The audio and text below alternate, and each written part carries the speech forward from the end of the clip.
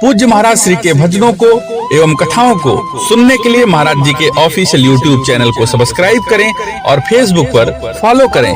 जय जय श्री राधे। के आज तृतीय सत्र में हम प्रवेश कर रहे हैं।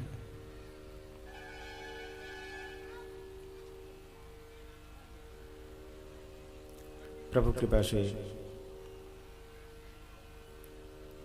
कल की कथा में हम सब ने मूल श्रीमद् भागवत जी के अंतर्गत सौनक जी के प्रश्नों का उत्तर जो श्री सूत जी ने देना प्रारंभ किया है उसे श्रवण किया। परीक्षित जी का जन्म हुआ है, परीक्षित जी को साप लगा है और परीक्षित जी उठकर गंगा किनारे आए हैं।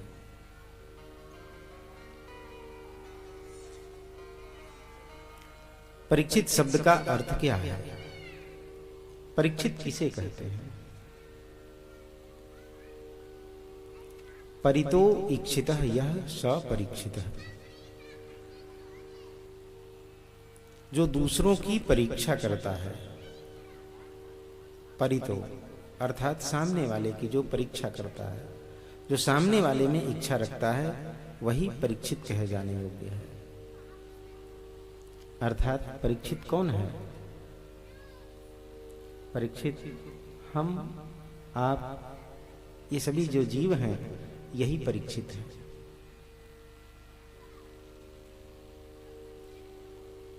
हम अपने अंदर कुछ नहीं देखते, सामने वाले के अंदर क्या दोष है, क्या कमी है, क्या बुराई है, इसको निहारने लगते हैं। जिन परीक्षित जी की बात हम कर रहे हैं, जो इस कथा के नायक हैं, वो परीक्षित जी दूसरों में इच्छा तो रखते हैं, लेकिन दूसरों में दोष की इच्छा नहीं रखते। वो तो सामने वाले में अपने पीतांबरधारी परमात्मा को ढूंढते हैं। लेकिन हम ऐसे परीक्षित हैं जो सामने वाले में दोष निहारने लग जाते हैं। हमें अपने अंदर दोष ढूंढना चाहिए।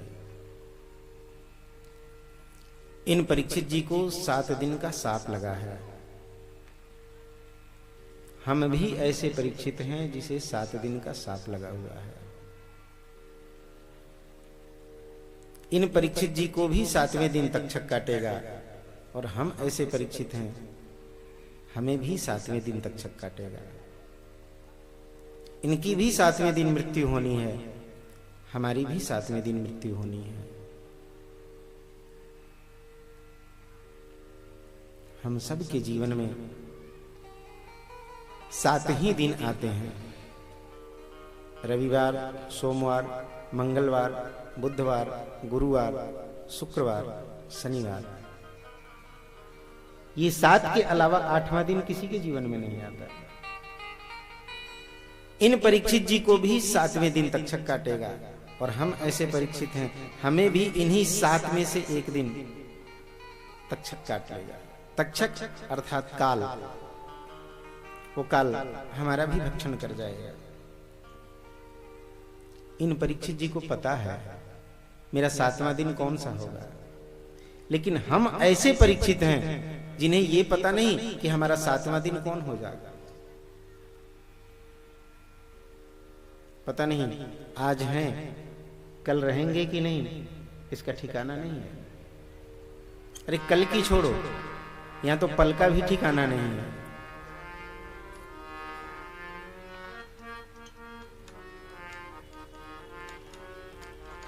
कौन सा पल हमारा 7वां पल हो जाएगा, उसका ठिकाना नहीं है।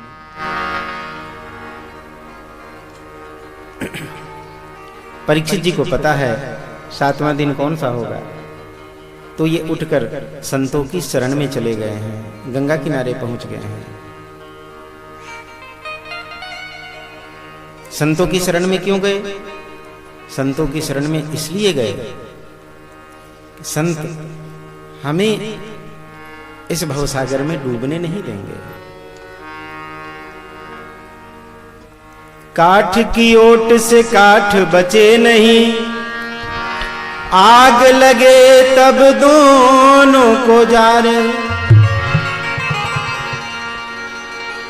बहुत भयंकर आग लगी हुई हो और उस आग में एक काष्ठ की ओट में दूसरा काष्ठ अगर छिपना चाहे और सोचे कि मैं बच जाऊंगा, तो बचेगा क्या? काठ की ओट से काठ बचे नहीं, आग लगे तब दोनों को जारे। चूहे की ओट न चूहा बचे, जब बिल्ली पड़े तब दोनों को मारे।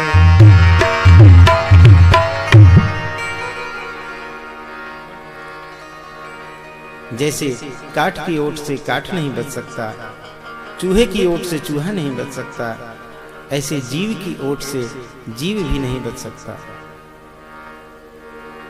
जीव को अगर बचना है तो उसे तो सद्गुरु की शरणागति लेनी पड़ेगी। जो सद्गुरु की शरण में चला गया, संतों की शरण में चला गया, वही जीव बच पाता है। परीक्षित जी उठकर गंगा किनारे आ गए, संतों की शरण में आ गए।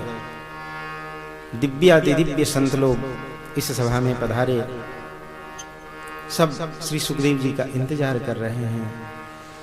सुखदेव जी के आगमन की प्रतीक्षा हो रही थी। सुखदेव जी पधारे हैं। तम द्वयष्टवर्षः सुकुमार पाद। इस श्लोक में एक बड़ी विचित्र बात दिखती है। व्यास जी यहां लिखते हैं तम द्वयष्टवर्षः सुकुमार पाद। सुखदेव जी कैसे दिखते हैं? तो कहते हैं 2-8 वर्ष के। सुखदेव जी हैं तो एक ही।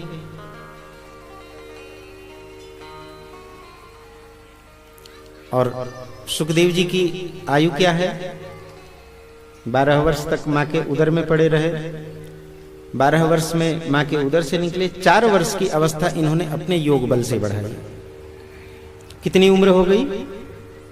16 वर्ष। 16 वर्ष के हैं श्री सुखदेव जी। यहां भी इनके कहने का अर्थ यही है, तम द्वयष्ट वर्ष, 8 गुणित 2। तो लिख सकते थे कि तम 16 वर्ष सुकुमार पाद, ऐसा भी लिख सकते थे, लेकिन लिखा तम द्वयष्ट वर्ष सुकुमार पाद, 2-8 वर्ष के। अर्थात सुखदेव जी हैं 16 वर्ष के, लेकिन देखने में ऐसे लगते हैं जैसे 8 वर्ष का बालक हो। इसलिए लिखते हैं तम द्वयष्ट वर्ष। अवधूत का सा वेश है। शरीर पे वस्त्र के नाम पे एक धागा भी नहीं है श्री सुखदेव जी के। परमहंस संत हैं श्री सुखदेव जी। सदैव भगवत चिंतन में ही लगे रहते हैं। सुखदेव जी का आगमन हुआ है। परीक्षित जी ने सुखदेव जी का पूजन इत्यादि किया, अपने भाग्य की प्रशंसा की। और परीक्षित जी ने इसी क्रम में 7 प्रश्न किए हैं। कल हम सब ने यहां तक श्रवण किया था। परीक्षित जी के जो 7 प्रश्न हैं, बड़े ही अद्भुत प्रश्न हैं।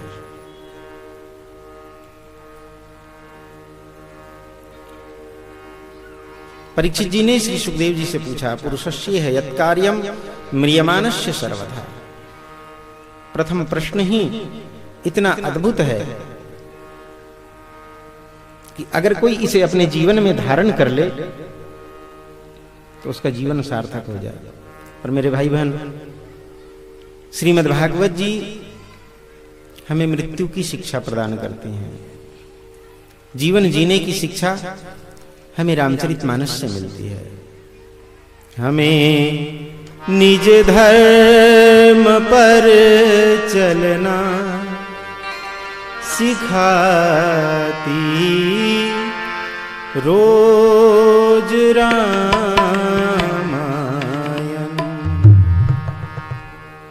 सदा शुभ आचरण करना रोज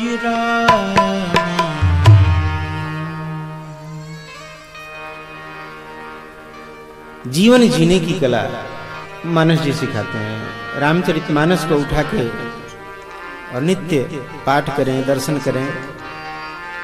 हमारे जीवन का कोई सा ऐसा प्रश्न नहीं है जो मानस जी उसका उत्तर ना दे पाए।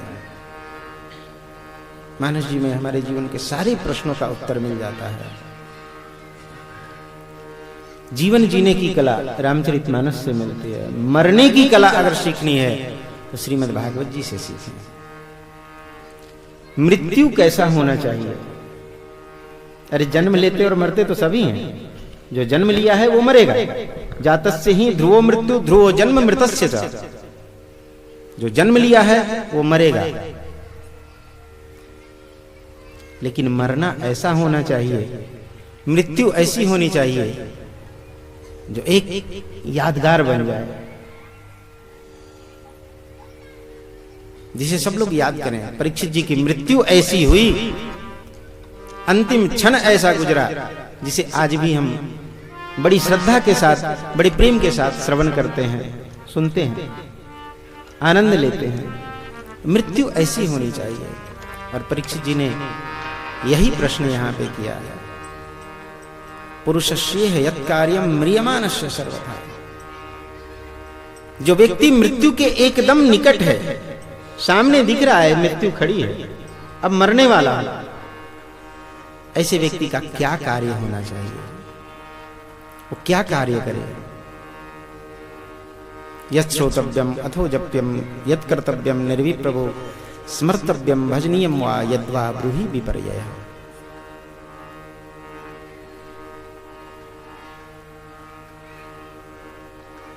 ये परीक्षित जी ने 7 प्रश्न किए हैं।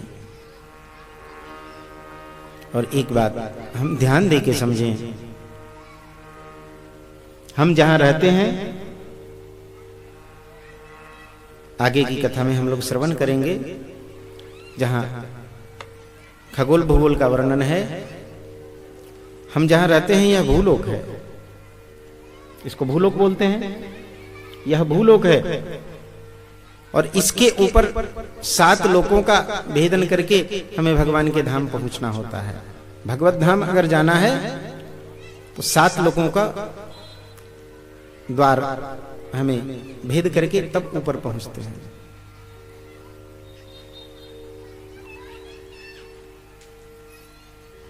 भूलोक, भुवनलोक, स्वर्गलोक, महलोक, जनलोक, तपलोक, ब्रह्मलोक, उसके ऊपर विरजा नदी और उसके ऊपर भगवान का त्रिपाद विभूतिगत धाम।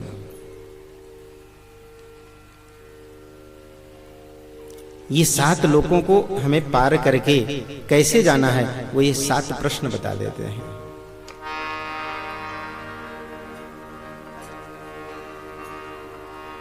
भूलोक के मार्ग को प्रशस्त करने के लिए हमें अच्छे कार्य करने चाहिए। भुवनलोक के द्वार का भेदन करने के लिए यत् श्रोतव्यम, श्रवण भक्ति वो हमें करनी होती है। नवधा भक्ति में एक भक्ति है ना, श्रवणम। यत् श्रोतव्यम, भुवनलोक के द्वार का भेदन करने के लिए हमें अच्छी बातें सुननी चाहिए। जैसा हम सुनेंगे हमारा चित्त वैसा ही हो जाएगा। इसलिए अच्छी बातें सुननी चाहिए, सद्गुरुओं की वाणी सुननी चाहिए, पुराणाचार्यों की वाणी सुननी चाहिए, पुराणों की कथा सुननी चाहिए। अथो जप्यम, स्वर्गलोक का द्वार भेदन करने के लिए, तीसरे लोक का द्वार भेदन करने के लिए हमें थोड़ा जप करना चाहिए। किसका जप करें? जिन्हें हम अपना इष्ट मानते हैं। राम जी का जप करें, कृष्ण जी का जप करें, भोले बाबा का जप करें, माता जी का जप करें, जिन्हें हम अपना इष्ट मानते हैं उनका जप करें। यत् श्रोतव्यम अथो जप्यम यत् कर्तव्यम, हमारे कर्तव्य अच्छे होने चाहिए, तब हम चौथे द्वार का भेदन कर पाएंगे। स्मर्तव्यम, जब श्रवण करेंगे, भजन करेंगे, स्मर्तव्यम, स्मरण अपने आप होने लग जाएगा। कथा में क्यों बैठते हैं? कथा श्रवण क्यों करते हैं?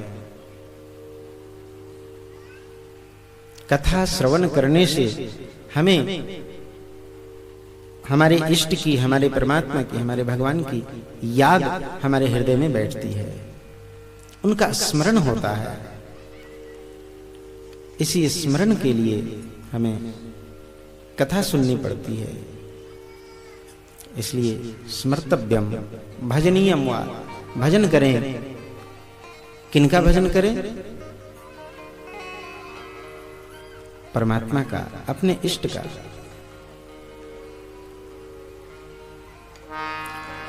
भजन अगर हमारे जीवन में होने लगा,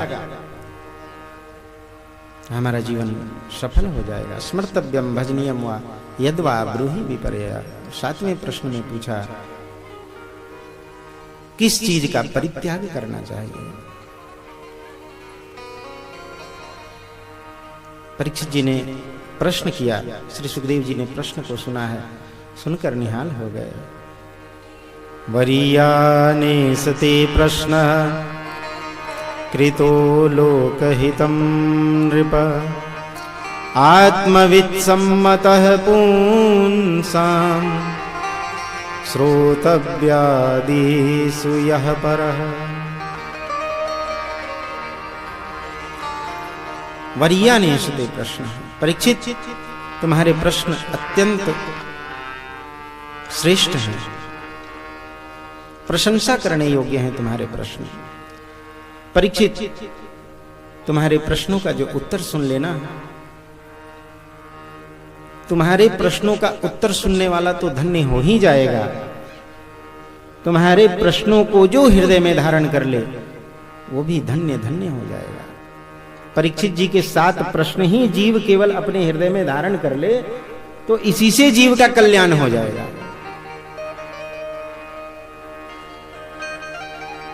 जय जय श्री राम।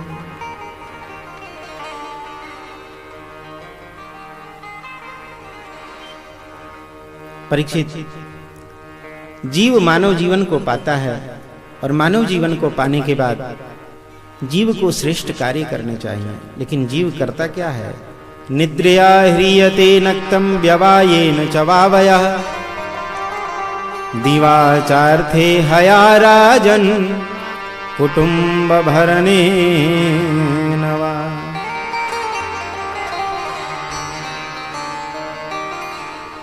रात सोने में गुजर जाता है, दिन कमाने और खाने में गुजर जाता है।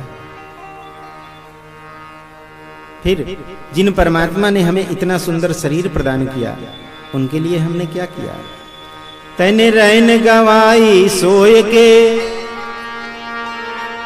दिवस गवायो खाए, हीरा जन्म अमोल था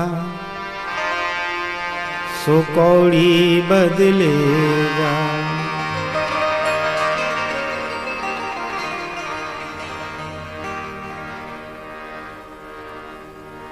ये मानव का जन्म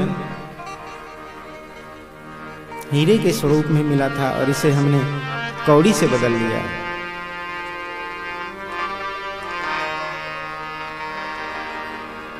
क्या किया हमने? क्या इसी के लिए हमें मानव जन्म मिला था? खा पी के सो के जीवन गुजार दें, सुंदर सुंदर हमारे बाल बच्चे हो जाएं, उनके लिए बड़ी बड़ी कोठी महल बना दें? क्या इसी के लिए हमने मानव जीवन को प्राप्त किया था? इतना तो और भी जीव कर लेते हैं। खाना पीना बड़े प्रेम से अपना पेट भर लेते हैं, अपने बच्चों का पेट भर लेते हैं।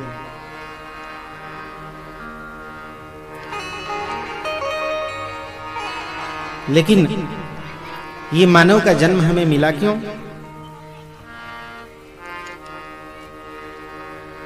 ये मानव का जन्म हमें इसलिए मिला कि इस मानव जीवन को प्राप्त करके हम कुछ समय अपना भगवत भजन में लगाएं।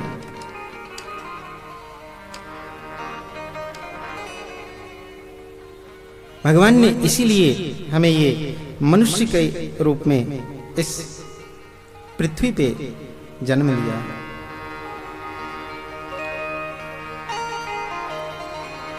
लेकिन हमने इसे व्यर्थ ही गंवा दिया। पूज्य महाराज श्री के भजनों को एवं कथाओं को सुनने के लिए महाराज जी के ऑफिशियल यूट्यूब चैनल को सब्सक्राइब करें और फेसबुक पर फॉलो करें। जय जय श्री राधे।